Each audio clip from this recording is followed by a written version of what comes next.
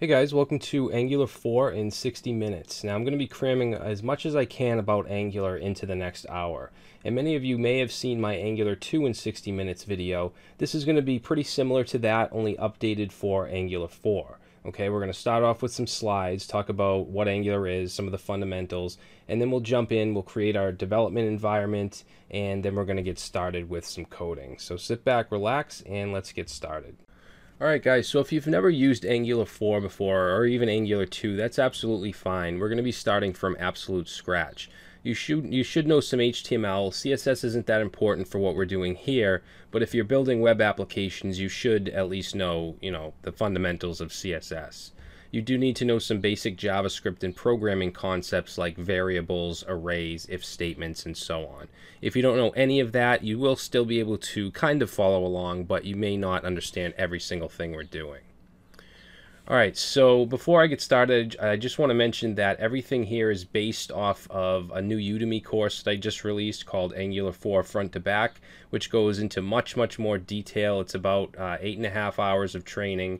You'll learn all the fundamentals, and we'll build 2 projects, one basic, one advanced, and the course is $50, but I left a link in the description for half off, so you'll get it for $25, okay?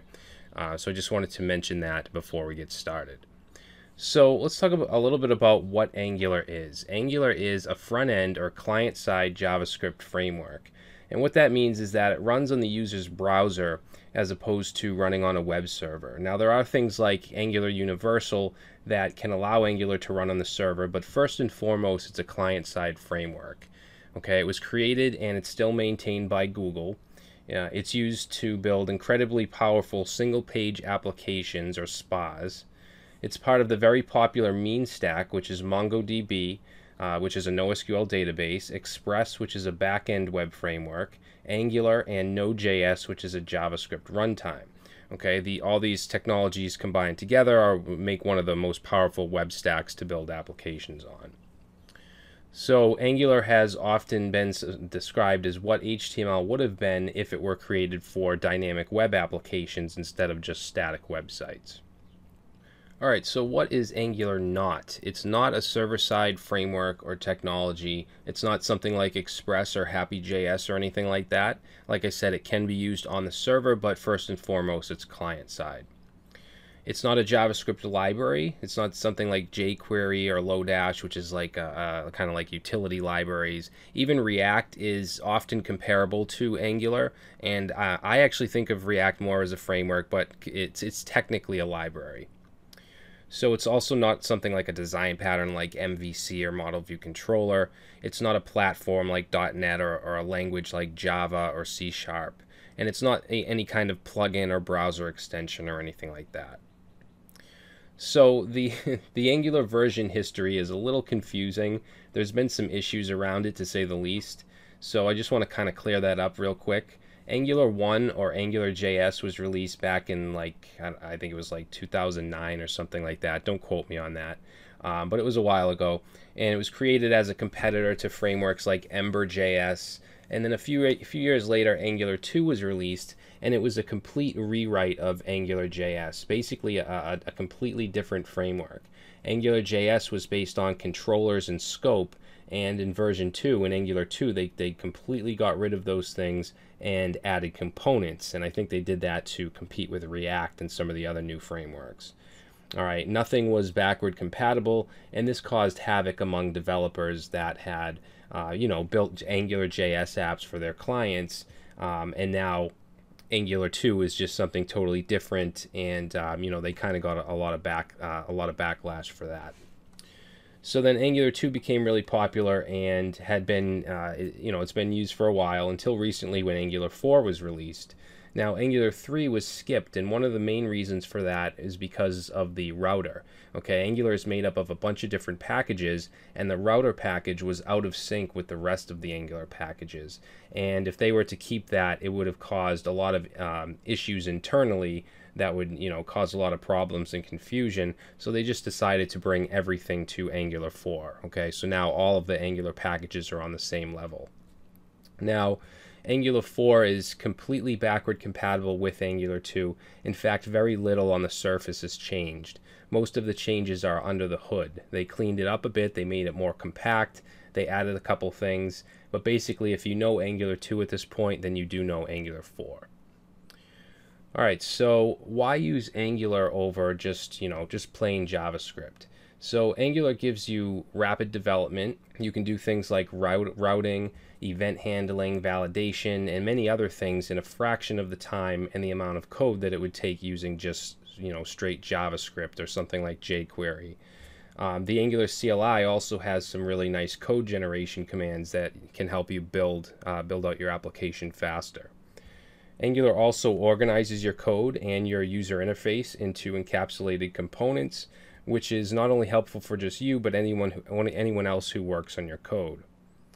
Angular lets us have dynamic content right in the HTML templates, so we can have things like variables, if statements, loops. We can use that stuff right in the HTML using something called directives.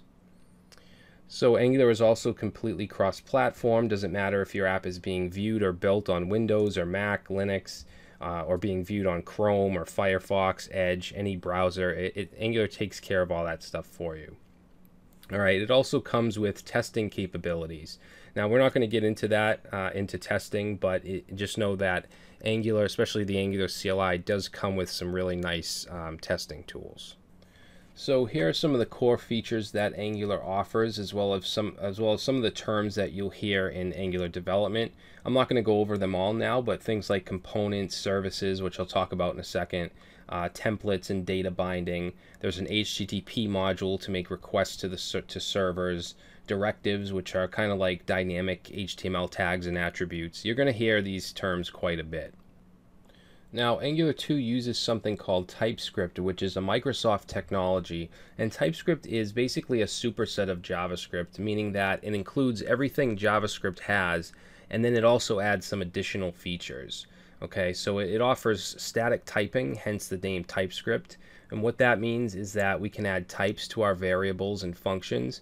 We can define if it should be a string or a number or a Boolean or whatever else, and I'm going to go over the different types in a bit. TypeScript also lets us create class-based objects, something that standard ES5 doesn't offer. We can create classes like we would in languages like Java, C#, PHP, and so on. Angular components are essentially classes themselves. So here's an example of TypeScript versus regular ES5 JavaScript. We have TypeScript on the left.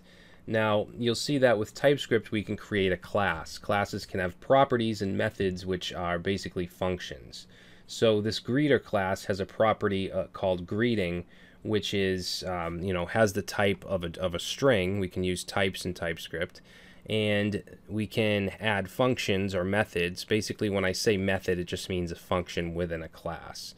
And we have something called a constructor, and if you're familiar at all with object-oriented programming, then you know what a constructor is. It's basically a function or method that runs when you instantiate an object using the class. Okay, it runs automatically, and that can take in properties such as the message here, and then we can access our properties using something called this. Okay, so we have a greeting property, and if we want to access that, we can say this.greeting, and we can use this from any method at all within the class. Then we can create our own methods and functions. So for instance, we have a greet function here, and that's just going to return the word hello and then whatever the greeting is. Now, if we want to create an object from this class, we can just create a variable, for instance, greeter, and set it to new and then the class name, which in this case is greeter. And then we're passing in a text here of world, and that's going to be passed into the constructor. All right, and then it goes on down here to create a button and just alert some text from that class. And then over here for the ES5, you see we can't use the class. We can't use typing. We have to use prototypes for objects, and it can just get kind of a pain in the ass. So you've heard me mention components a few times, and components are sections of the user interface. Okay, so we could have a navbar component, a blog post component, anything that's in the UI. And they're the basic building block of an Angular application. So let's take a look at a very simple component. This is actually the core app component. Every Angular application has an app component, and then we'll nest all of the components that we create inside of that. All right, so first thing we do is import the component package from the Angular core library. And then we create something called a decorator, okay? And this is part of TypeScript. We have the @ symbol component, and this allows us to attach metadata to our component. Okay, one of the things is going to be the selector, and that's going to be the custom HTML tag that we use to insert our component. And then we also have the template, okay? The template can be HTML along with dynamic properties like variables, and we can do if statements using directives, things like that. You can also use a separate HTML file for your template. And then we have the component class, okay? In this case, it's called app component, and then we're defining a property of name, and we're assigning it to Angular, and then we're putting that dynamic value up here using something called string interpolation, which I'll get into in a little bit.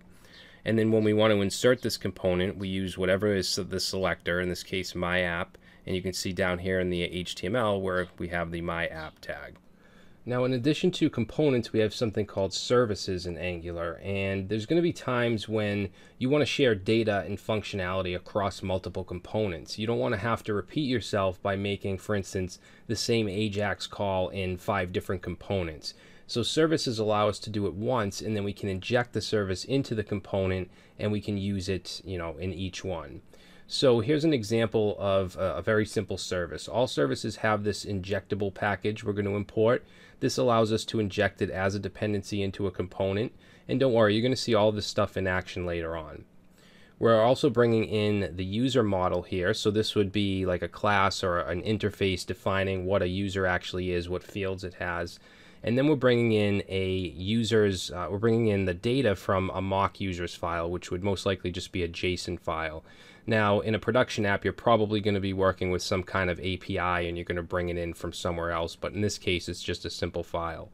Then we have our injectable decorator, and then the class itself. Okay, now service classes can have properties and methods just like components can have. In this case, we have one method called getUsers, and all that's doing is returning the users that are coming in from the mock file. So we can simply inject this service into any components we want, as many as we want, and we can grab the users.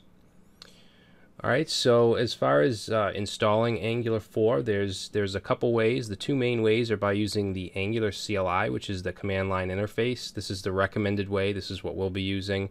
We can install it using npm. And then there's also the quick start seed, which is kind of like a boilerplate or like a starting application that you can grab from GitHub and go from there. But the Angular CLI offers a bunch of different commands to help your development. And then the only dependencies we're going to need is Node.js, which is a JavaScript runtime, really easy to install. And that also comes with npm, which is Node Package Manager, and that's used to install Angular and its dependencies. All right, so enough with the slides. Let's go ahead and jump in, set up our dev environment, and start working with Angular 4. All right, guys, so as far as our development environment, I'm going to show you exactly what I did, but I'm not going to go through all the installations because I have to keep this quick. I do go through this in depth in the course if you want to check that out in the description. But we're going to need Node.js, okay, which I already have installed. Node.js is a JavaScript runtime, and it runs JavaScript on the server, does some amazing things. But the only thing we really need it for is npm. Okay, it comes with npm or Node Package Manager, and that's what we use to install Angular CLI and all the dependencies and all that. So just go ahead and get that set up. It's just a simple installer. It's cross-platform. Now for my text editor, I'm using Visual Studio Code. I love Visual Studio Code for Angular development, mostly because of the integrated terminal, because we use the terminal quite a bit when using the CLI. Also, it has a really nice Angular 4 TypeScript extension. So if you want that, just go ahead and download it and install it. I'm also using Git Bash for Windows, which gives us a much better command line than the standard Windows command line or PowerShell. It also gives you the Git version control system. So I have that installed, and then I'm going to also integrate it with Visual Studio Code. Okay, so Visual Studio Code uses an integrated terminal. By default uses PowerShell, but you can easily add a setting, shows you right here, to use Git Bash instead of PowerShell from within the editor. All right, so let's go ahead and open up Visual Studio Code. I'm going to open up a new window. And I'll just show you real quick. If I go to preferences and then settings, basically the settings is a giant JSON file and you can search through it and stuff. And then anything custom you want, you can add over here. You'll see I have terminal.integrated.shell.windows, and I set that to the location of the Git Bash program. Okay, and this is what it shows you on that documentation page I showed you. And then I also set the font size for the editor and the terminal. I made it a little bigger, and set the activity bar to true. Okay, so those are the settings I'm using. So let's close that up. Now, what I'm going to do is open up Git Bash. Okay, so I'll just bring that down. And of course, you can use, if you're on Mac or Linux, use your terminal. You can use the Windows CMD or PowerShell. I just prefer Git Bash. So we're going to install the CLI, Angular CLI. So to do that, we do npm install -g. And what -g does is it makes it global so that you're installing this globally so that you can access it from anywhere. And then we just want to do @Angular/CLI. Okay, and that'll install it globally on your system. All right, so once that's done, what we can do is we can generate an application. Now I'm going to CD into a folder I have called projects, and from here, let me just clear that out. From here, I'm going to say ng new, and then the name of the application, which I'm going to call A4 app. Okay, and it's as simple as that to create an Angular 4 application. And that could take maybe 30 seconds or so, maybe a little longer. Oh, and while that's going on, I just want to show you probably want to install an Angular plugin for your editor, whether it's Visual Studio Code or Atom or anything else, just so you have the correct syntax highlighting. So for Visual Studio Code, we can go to View Command Palette and then just search for Install, and then go to Extensions, Install Extensions. And I have it right here, Angular version 4 TypeScript snippets. You can just search for it right here and just install it. Okay. All right, let me just close that up. Yeah. All right. So let's go back over here. Okay, so that's all set. Now we just want to CD into, what did I call it? A4 app. And then we should be able to run our application on a development server. And we just have to do ng serve for that. And by default, it should open on port 4200. Okay, so you can see Webpack compiled successfully. Angular CLI uses Webpack behind the scenes. So now I'm going to open up a browser. And let's go to localhost, port 4200, and there's our default Angular application. All right, so let's go ahead and actually I'm just gonna put these side by side, but we can make this one much smaller. All right, now to open up the terminal over here in Visual Studio Code, you can go to View Integrated Terminal, and you'll see that'll open it, or you can do Control and then the tilde, which is to the left of the number 1 key, and that'll open it up. And it's using Git Bash because I use that setting. All right, so before we get into that though, let's go ahead and click Open Folder, and we're going to grab the new application we just created. And I'm just going to kind of briefly go over the file structure of an Angular application, just the important parts really. So if we look at package.json, if you've ever worked with Node before, then you know this is kind of like a manifest app. It has the name of the app, the version, and then it has all of its dependencies. Okay, it also has npm scripts. So one of these commands in the scripts is ng-serve, which is used to do just what we just did, start up the application. It compiles all the TypeScript and all of that. ng-build will actually build out the application into static assets that we can just upload to a server somewhere, which is really cool. And then we have some linting and testing stuff, which we're not going to get into. Now, as far as dependencies, this shows you what Angular is made up of. It's made up of a bunch of different packages. The core is where a lot of the stuff comes from, but we also have the compiler, common animations, the forms and HTTP module, platform browser, which takes care of bootstrapping it in the browser, and then the router. And this was one of the reasons that there's no Angular 3 is because this router mismatched the rest of these, and that caused some issues. They wanted to make it all Angular 4. Okay, it also includes reactive extensions, which has observables and things like that. And then for dev dependencies, we have the Angular CLI itself and its compiler. We have a bunch of testing stuff with Jasmine and Karma. We have TypeScript, because Angular uses TypeScript, and it uses TS files, which just get compiled into regular JavaScript when we run our server or when we, build out our app. So that's the package.json file. Now, you also have an Angular CLI JSON file, which is specific to Angular CLI. If you use the quick start, for example, you won't have this file, but this has to do with like output directories for when you build out your app, things like that. If you want to load style sheets, if you want to load scripts, you can do it from here as well. All right.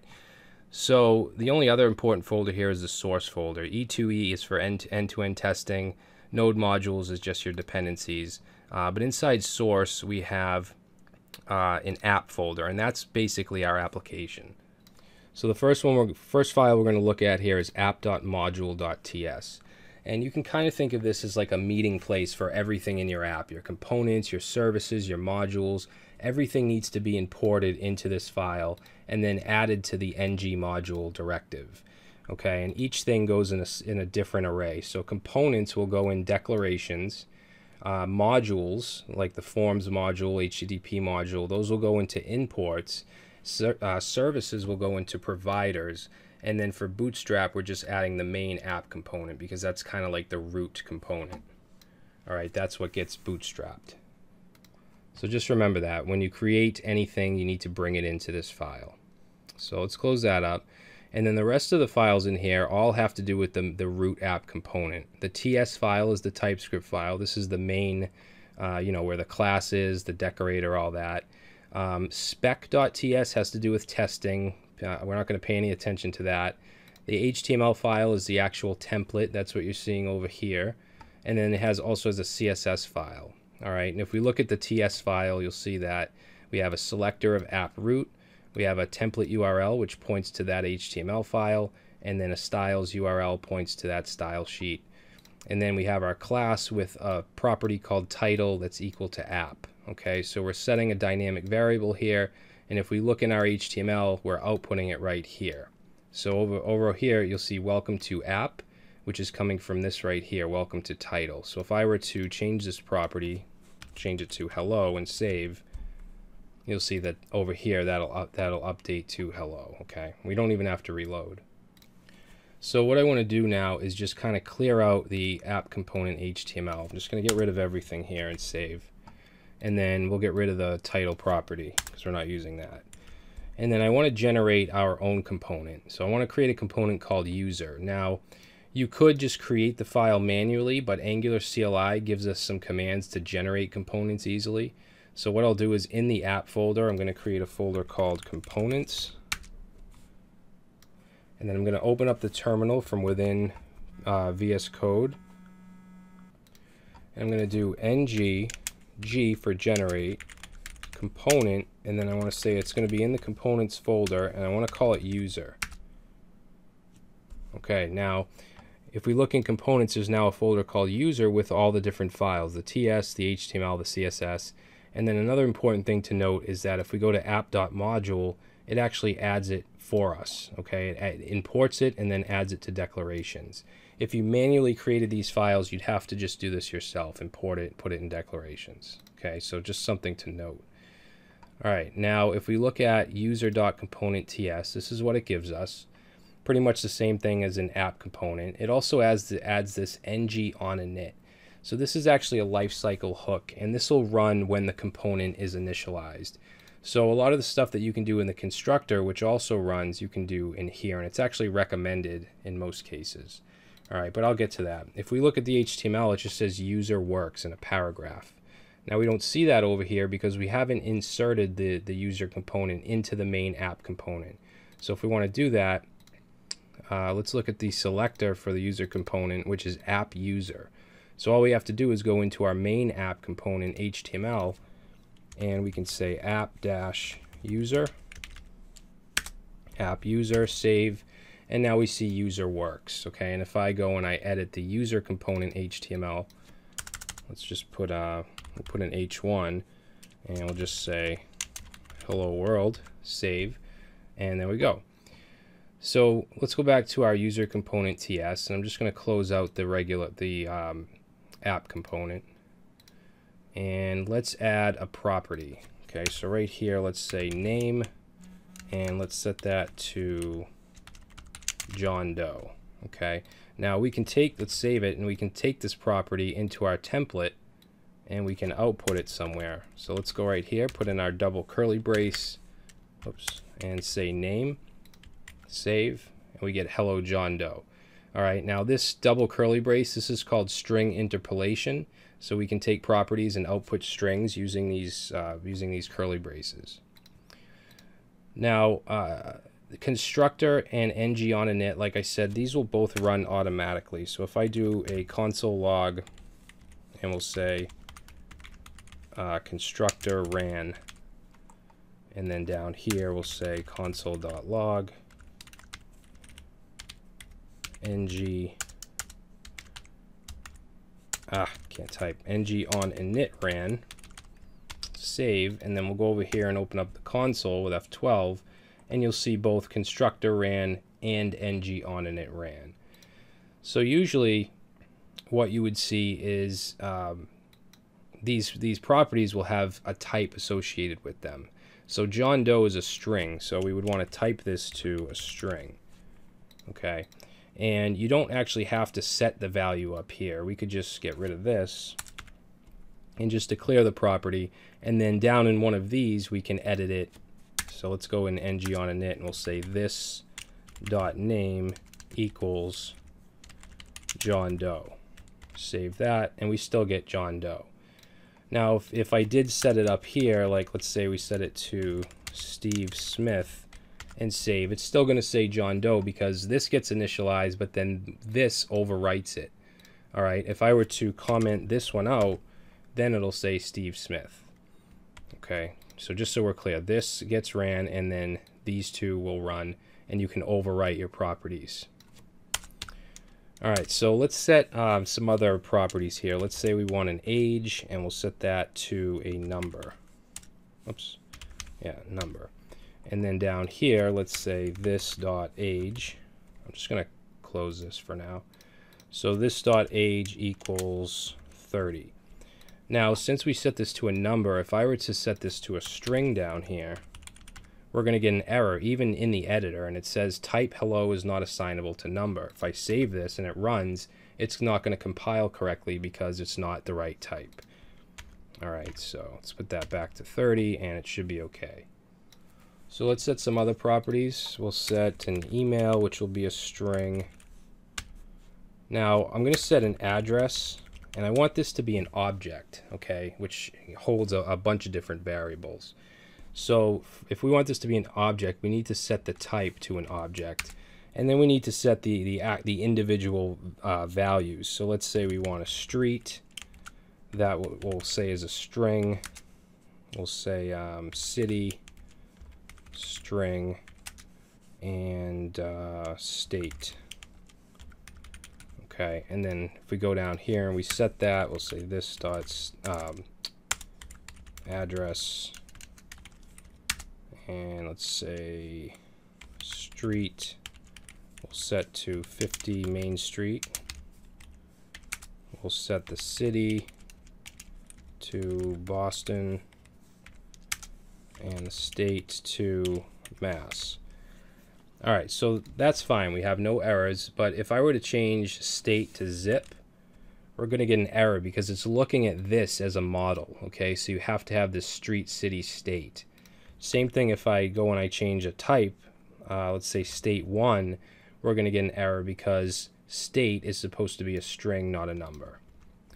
Now, if this was a huge object with a bunch of embedded objects and you don't want to stick it up here like this, there's a better way to do this, and that's to create either a class or an interface that kind of maps out the model of the address. So let's go down here outside of everything else and say interface address, and then we'll just grab these fields here and put them right in.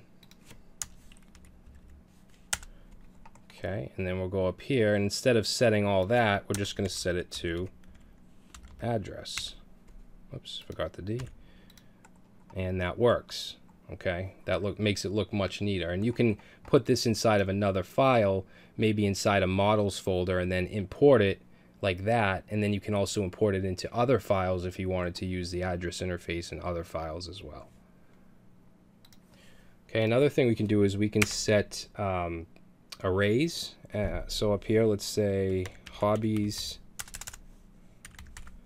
and we'll set that, whoops, not equal. We want to set the type to string and then some brackets. And what this is saying is that this is going to be an array of strings.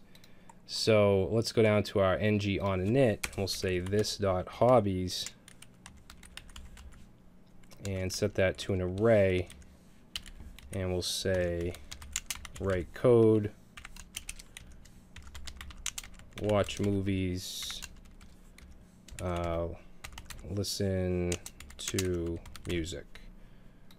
Okay, and that works. Now if I were to put a 1 in here, that's not going to work because it's supposed to be an array of strings. We could also do number here, or we could do any, which then we could put numbers or booleans, whatever we want, into the array. Okay, but I'm going to leave it at string.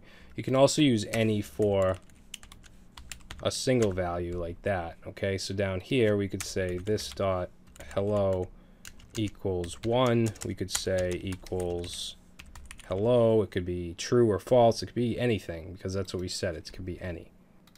All right, so now let's start to bring some of these properties into our template. So I'm going to go to user component HTML. Initially, I was going to pretty this up with Bootstrap, but that took way too long. We need to keep this within an hour. Like I said, the course, we'll bring in Bootstrap 4 and make it look nice, but this is just to get you familiar with Angular, not Bootstrap markup or anything. So we already have the name. Let's get rid of the hello and just have the name here. And then let's do a UL, and let's put in the age. So here we can say age. Oops. And let's do email. See if that works. Okay, so we're bringing in the age and email. We also had an address. So for that, let's say address. Remember, address is an object, so we can say address street. And let's do address dot city and address dot state. And there we go.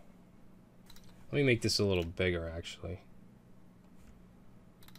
So now let's list out the hobbies. Remember, hobbies is actually an array. Now we could just do, if I were to just say hobbies like that and save, it'll actually give us a comma separated list of the hobbies, but you may not want that. You may want to, for example, put these into a list. So for that, we would use a directive called ng4, which allows us to loop through things, loop through arrays. So let's put a UL. Actually, I'll put an H1 right above it. We'll say H1 and we'll say hobbies. All right, and then I'm going to put an LI, but I'm going to use an ng4. Now with this directive, we put an asterisk and then ng4 equals, and then we do let. Okay, so let is a way of defining a variable. We'll say let hobby of hobbies. Okay, so hobbies right here is pertaining to this, the array hobbies. And then inside this li, let's just put in our string interpolation brackets here, and we'll say hobby. Okay, because that's what we called it right here. We're saying each one of these hobbies, let it be known as this hobby. So save, and now we're outputting a list of the hobbies. Now if you wanted to pass in an index, so you could access the index, you could go right after, right here, and put a semicolon and say let, and then whatever, I'll just say I equals index. And then in here, we'll just put I like that, and then we'll put a colon. And then we get 0, starts at 0, 1, 2. And you can actually put arithmetic in here. Say you wanted this to start at 1, you could do I plus 1, and it'll start at 1. Okay, 1, 2, 3. Alright, so that takes care of string interpolation, data binding, ng foreign loops. Now let's look at events. Okay, so let's say we have a button. I'm just going to put this, just put this right here, and we'll put button. And to do events in Angular, what we can do is put in a set of parentheses, and then the type of event, which I want to be a click event, and then we'll set it to a function, like let's say on click. Okay, like that. And then in here we'll just say click me. So we have this button. If I click it, we get an error down here because there is no on-click event. So we can go to our on-click function. So we can go back to our TS file and we can actually create this. Let's go under ng on init. And then we can do, let's say, console.log. Hello, save. And now if I click that down here, you'll see we get hello. Now you can manipulate your properties through your events. So let's say we wanted to change the name when we click the button for some reason. We'll say this dot name. We'll say this dot name. Let's keep that single quotes, and we'll just put my name. So now if I click this, it changes to Brad Traversy when I click it. So our events, we can manipulate properties. If we wanted to, let's say, hard code another hobby onto that array, we could say, actually let's just go under this dot hobbies, and then there's a JavaScript function called push, which just pushes onto an array, and let's say new hobby. Okay, so now if I click that, it changes to Brad, and it also we get new hobby down here, and that'll keep happening if I keep clicking it. All right, so now let's work with forms. I want to create a little form where we can add a hobby to our array. So I basically want to be able to push onto the hobbies, but have it be whatever we type in the form. So let's go right below this H1, and we'll just put a form tag.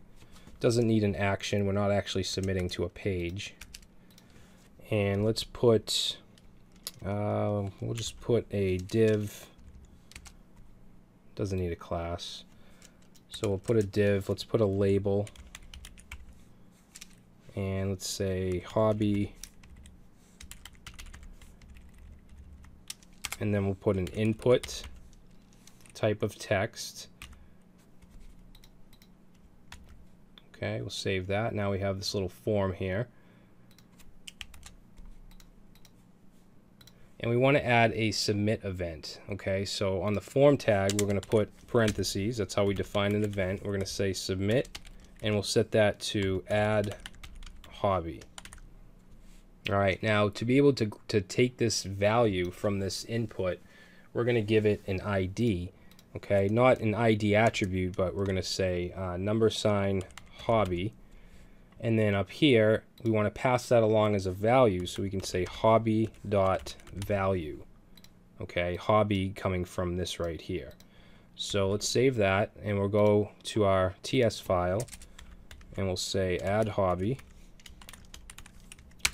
Okay, remember that's going to take in the hobby value, and let's console log it.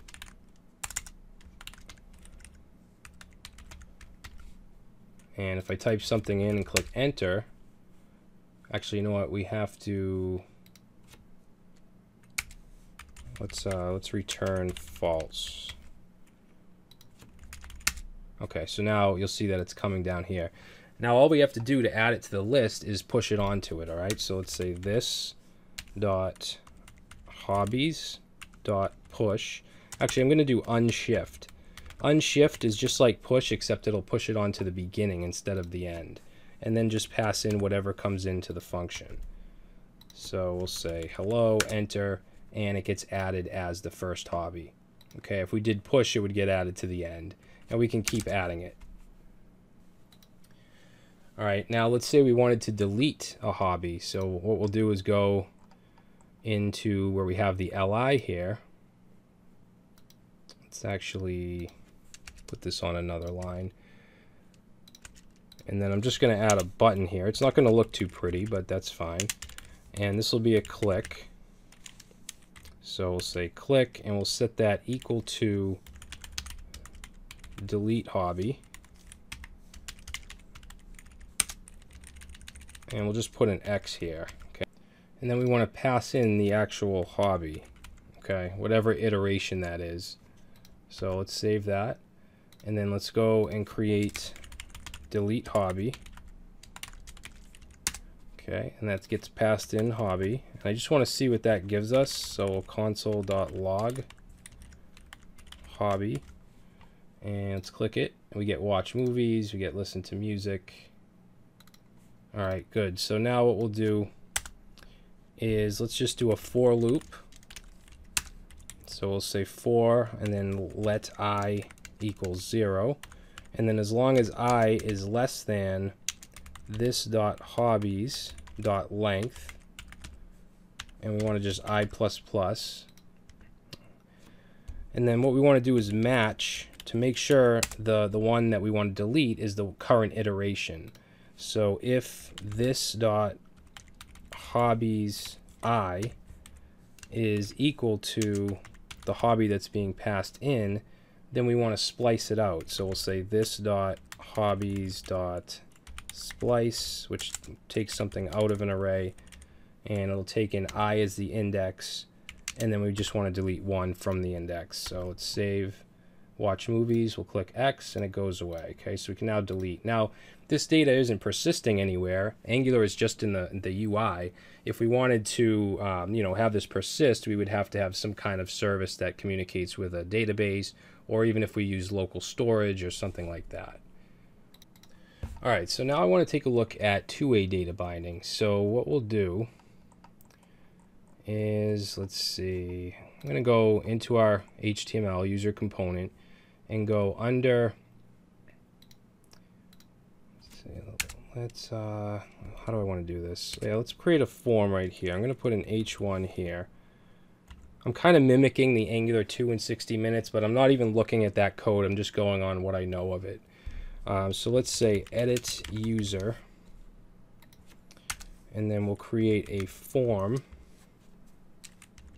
with no action. And then let's do a div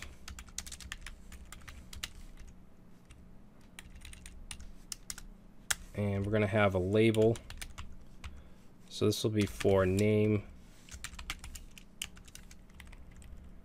Let's put a BR here, and then an input, which will be text. I'm just going to copy this and put another one. This will be the email. Let's see, I think we had an age too. Let's put the age here.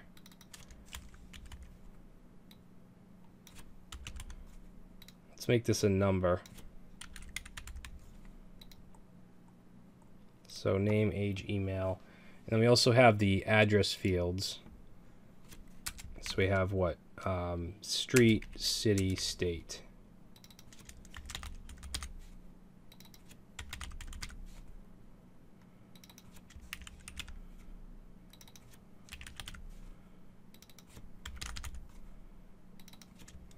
All right, save that.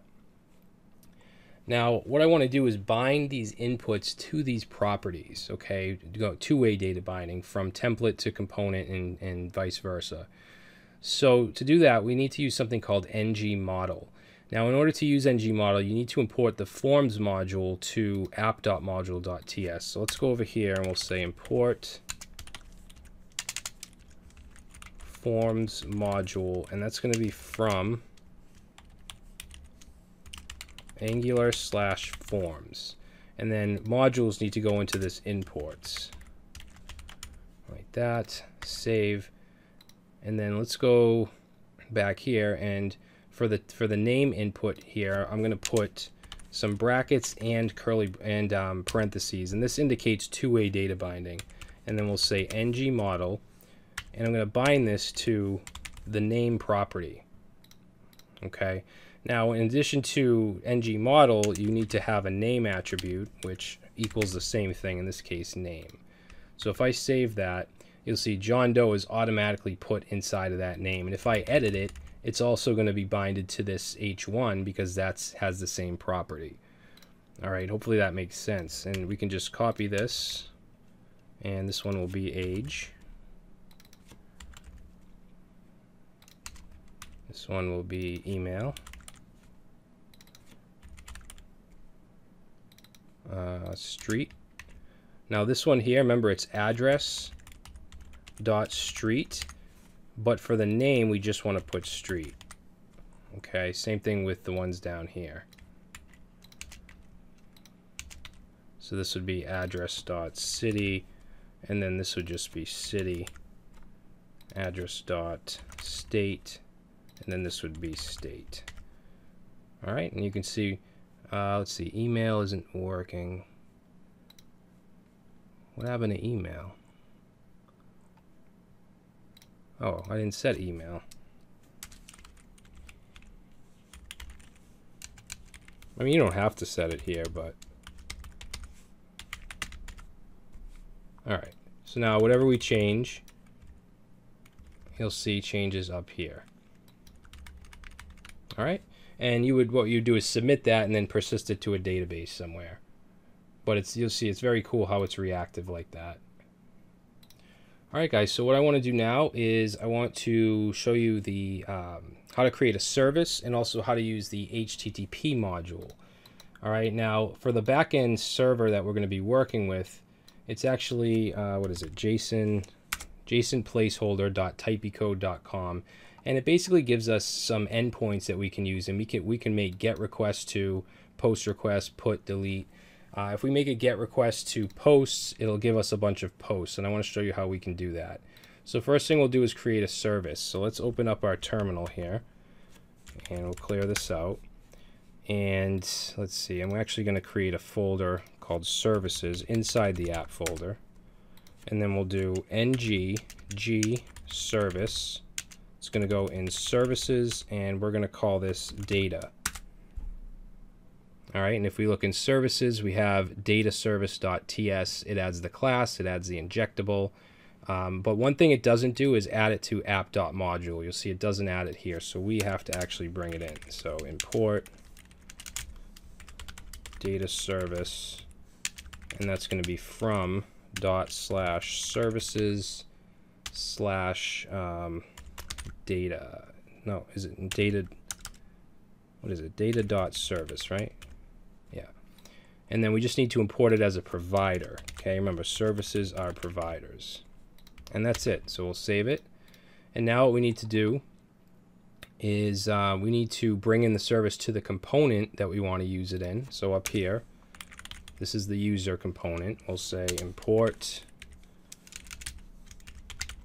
data service from, and as far as the path, we want to go outside of the user folder, outside of the component folder, into the services folder, into data.service. Okay, now remember we talked about dependency injection. Whenever you want to use a service, you have to inject it as a dependency, and that goes into the constructor parameters right here.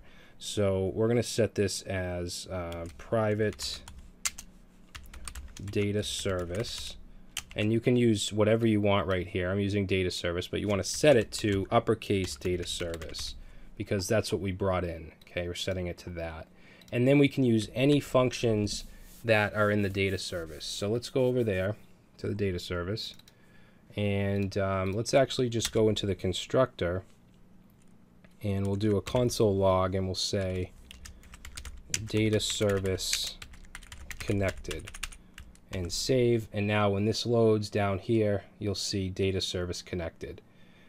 All right, now what I want to do is I want to use the HTTP module to fetch posts from that JSON placeholder site that I showed you.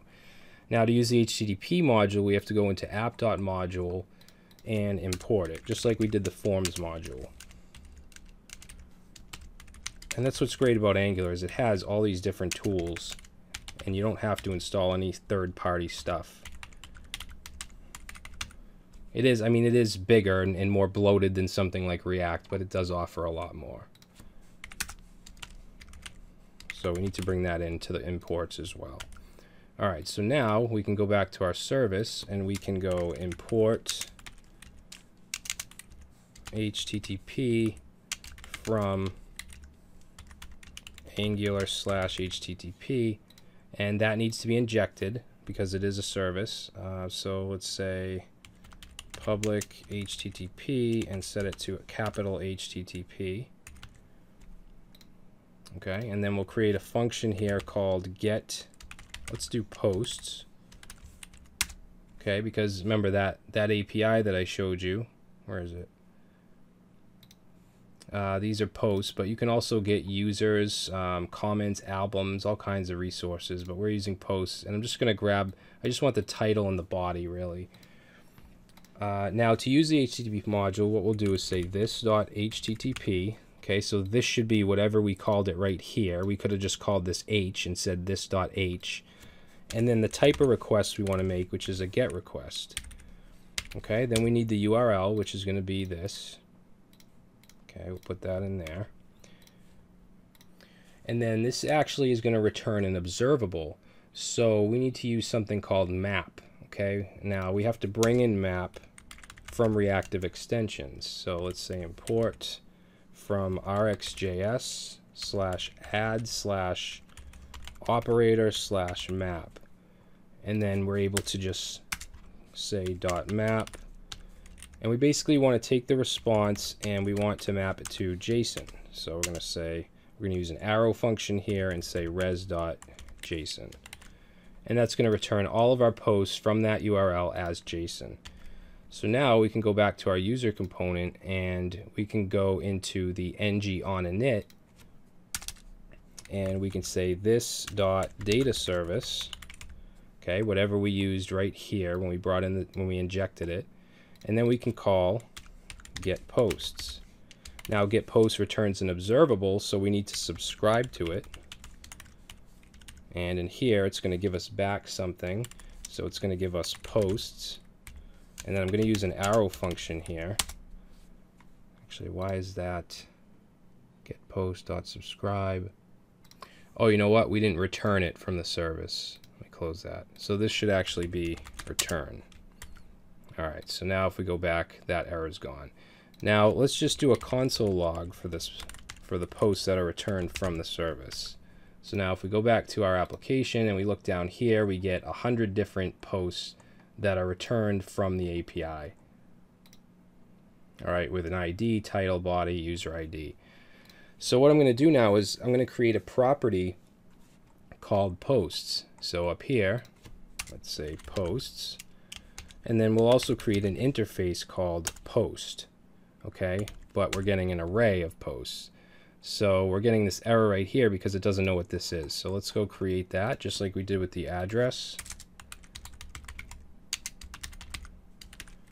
And it's going to have a title. Actually, it's going to have what, an ID, which will say number, title, string, body, string, and user ID, number. All right. And then what we want to do is when the posts come in from the service, from the API, we want to assign it to that property. So let me just comment that out and we'll say this.posts equals posts.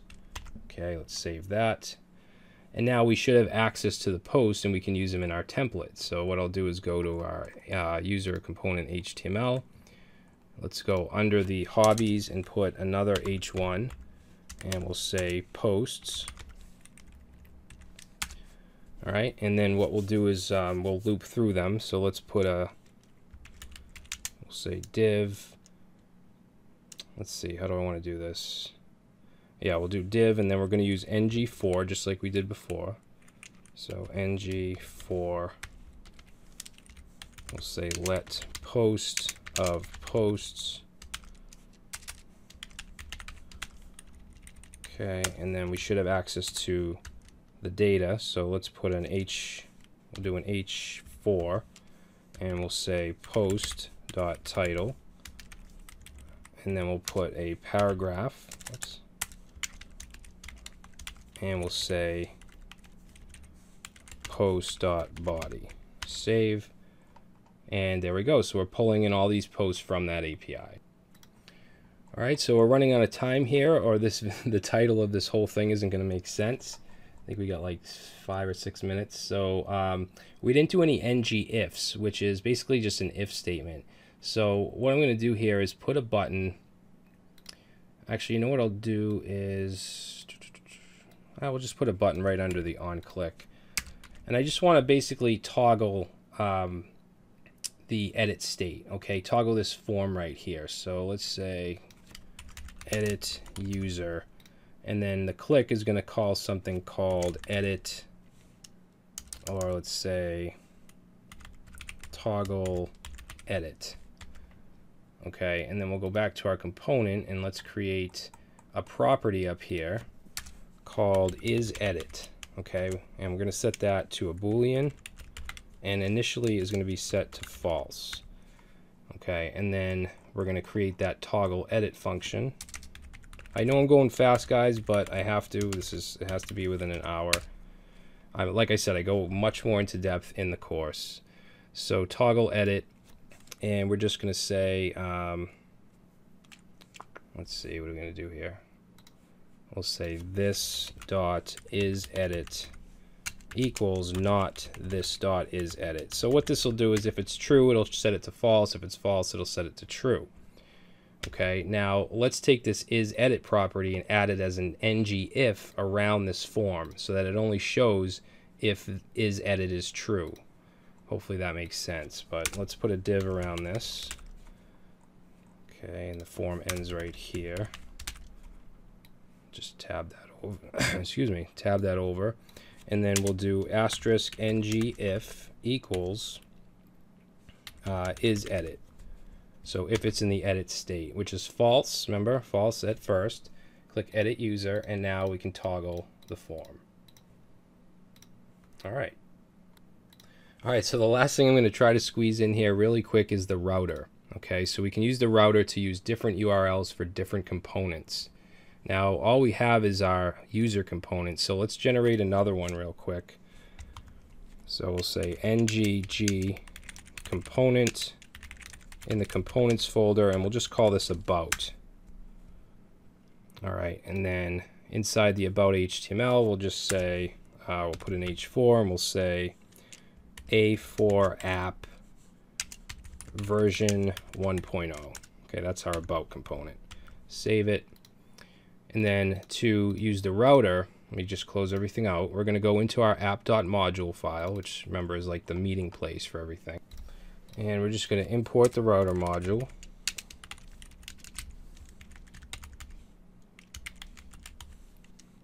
We want router module as well as routes.